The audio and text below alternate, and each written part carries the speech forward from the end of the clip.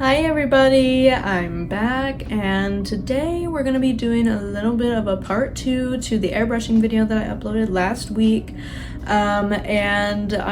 This video is kind of in response to a comment that I received on that video asking, is it really possible to get the airbrushed look with pigment powders? And so today I'm going to be showing you just how I do that, and I can still do all of the trendy nail designs that everyone's doing with airbrushing, like the Aura nail, Ombre, Stencil designs, all of it. I'm going to be showing you guys today. You're going to be saving so much time and money. And without further ado, I guess this is going to be so good. Let's get into it. So to start off with what you'll need to do a pigment powder look, you're going to need a matte top coat, and this is my personal favorite from Lovelies. And next you'll need a pigment palette or an eyeshadow palette. It doesn't have to be anything fancy. This one was like $8 on Amazon and works really well for this method.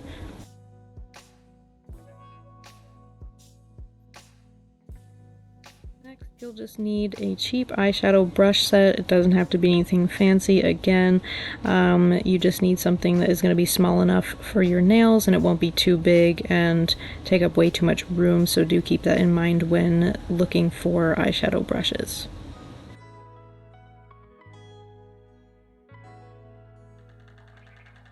Next, I recommend a double-ended makeup applicator. It doesn't have to be anything super crazy, but it is helpful to add more pigment because sometimes the brushes don't add a deep enough pigment, so these tend to help with that and also sometimes blending, so they're not necessary, but they are helpful. First and foremost, I really wanted to show you guys a couple sets I've already done with pigment powder, just to show as an example of what is possible with pigment powder and how it really does look airbrushed. I really love how these two turned out, and I'm going to show you the top set today on one of the nails. But first I'm going to show you how to do a stencil design without an airbrush, because I know a lot of people do stencil designs with airbrushes. So first I have just some base coats down on the tester nails I'm going to be showing you guys a couple methods on, and all you're going to need to add onto your base colors is just a nice matte top coat. As I've said before, I also wanted to mention I really love the brand Lovelies. If you haven't already been able to check out my review on the VIP4 Lovelies package, definitely check that out. This matte top coat is the best I've come across so far, so I highly recommend it, especially for a pigmented look like this. So I now have cured the matte top coat on top of our base coats here, and I am really loving the look of this. So the reason that I really love the Lovelies matte top coat is because it doesn't have any type of sticky layer at all. It's really just velvety smooth, and so it makes blending these pigments much easier. But anyway, let's get into it. So, like I had mentioned, we're going to go and start a stencil design first. This is just a really old stencil pack that I've had for years now, and I've not actually done a stencil design before, but this is actually my first attempt at it, and I just want to prove that you really can get the same look without an airbrush. So I'm, again, very beginner at this specific method, so keep that in mind. But I just want to show you that it does also work, and you don't have to be spraying gel on to get the look. I also forgot to mention you also need a lint-free wipe as well, so you can wipe off any excess powder that you don't want on the nail. You just don't want any overflow. But anyway, I'm going in with a darker purple here just because I feel like it would look really pretty and give kind of a nice contrast to the light purple that's already on there. And basically I'm just kind of gently dabbing it on in the area that I want it to be. And then I'm I'm just going to keep applying as needed until I get the amount of pigment that I really want out of it, and then I'm going to kind of drag from the middle outward to really blend it down the nail. That way it's not such a harsh line.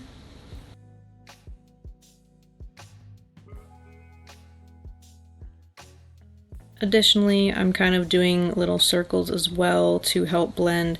It's kind of just a touch and feel type of method, so whatever works for you in the pigment that you're using when it comes to blending, whether it's little circles, dragging the powder up and down, or kind of swiping across the nail, just whatever works for you works. You may just have to kind of play around with it, but this is what works for me.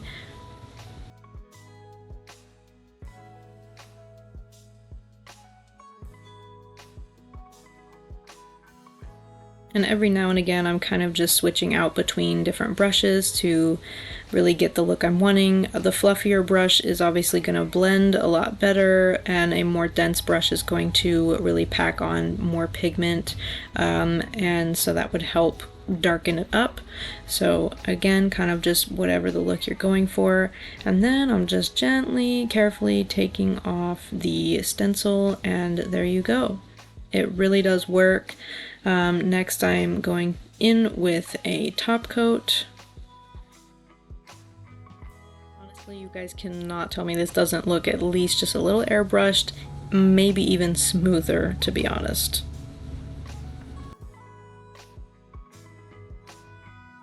Next, I really want to show you guys this top design, which is one of my favorites that I've ever done with pigment powder. And all you're going to need for this one is just a milky white base, and I am actually going to be using 3 different shades of brown, a lighter brown, a medium brown, and then a really dark brown for where I really want there to be a lot of contrast. So I went ahead and dabbed off some pigment, because you can also just tap it off onto your finger. And right now I'm just going in with a lighter brown because I can always build up the contrast with more blending, which I'll show you guys a little bit later. But right now I'm just kind of applying the spots where I feel like they would look best, and just making sure I'm really blending out that lighter color into the milky white.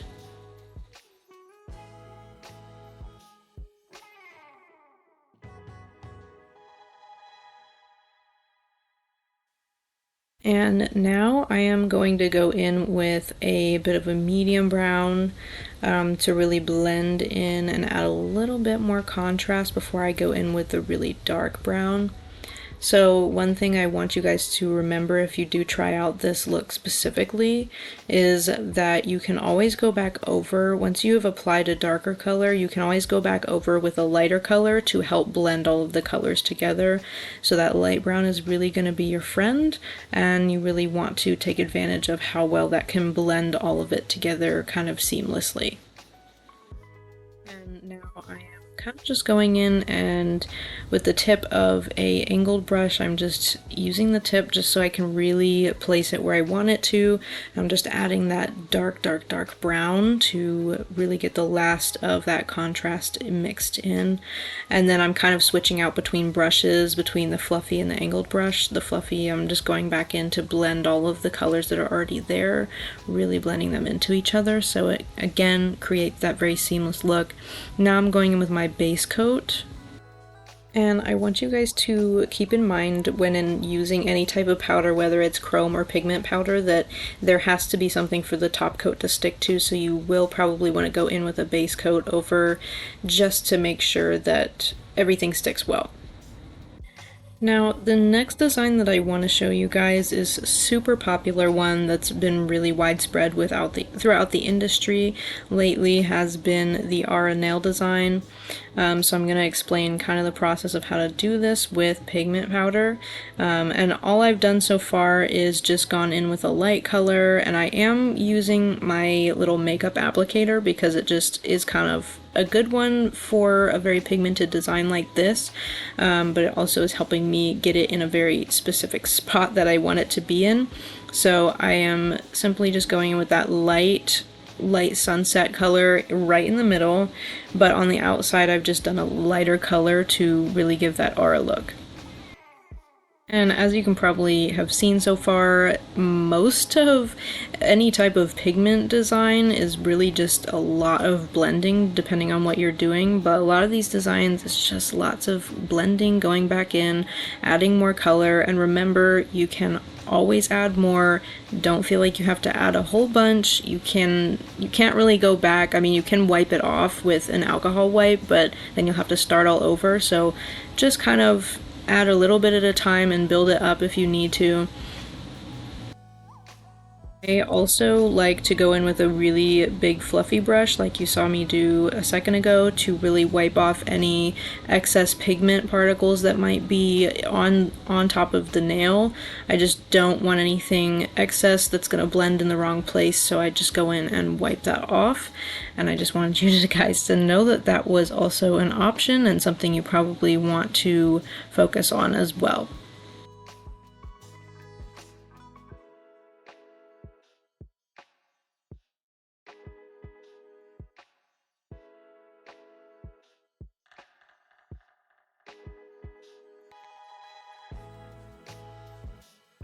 And the next design that I want to show you guys is an ombre, because I know a lot of us have to do ombres all the time, and so I wanted to show you that this is possible. I also want to remind you, because I did have someone curious about how to do a baby boomer ombre, and I do want to say that it is a lot harder to do a pink and white ombre when it comes to using pigment powder, because I tend to find that white pigment powder is the hardest to use. I will be able to recommend using a brand called Magpie. Their white pigment powder, I've heard, works really well. So I haven't gotten my hands on it personally, but I have seen other people use it for an ombre before, and so I definitely would recommend that if you're worried about doing an ombre and not being able to use an airbrush. So at this point, I'm kind of just going in and blending out the colors that I want to have on this nail, and I did end up deciding right this moment that I wanted to do the entire nail. So I'm just now blending that orange all the way down the nail, and I'm going to go in with some more pink. And if you really want a pigmented look, again, you can use that makeup sponge applicator, but if you're kind of wanting more of a pastel and not as contrasted or pigmented color, you can just simply use a brush for this. It works just as well. So now I'm just going in and blending it out the rest of the way before I go ahead and base and top coat it.